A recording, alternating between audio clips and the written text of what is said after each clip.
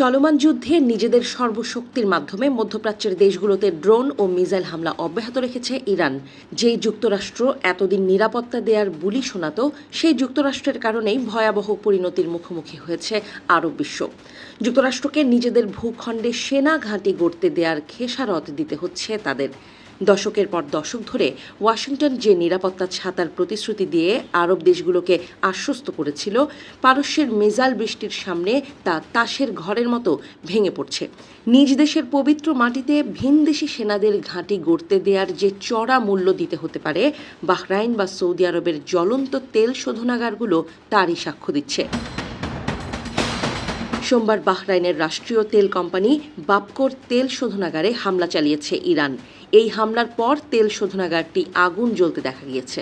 5 ঘন্টা পরও সেই আগুন নেভানো সম্ভব হয়নি।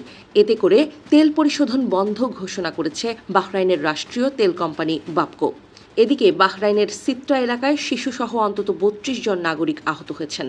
গত 28 ফেব্রুয়ারি থেকে যুক্তরাষ্ট্র ও ইসরায়েলের হামলার প্রতিশোধ হিসেবে আরব দেশগুলোতে এভাবেই হামলা চালাচ্ছে ইরান। তাদের হামলায় আরব দেশগুলোর আকাশপথ বন্ধ হয়ে গেছে। এছাড়া তেল সরবরাহ মারাত্মকভাবে ব্যাহত হচ্ছে।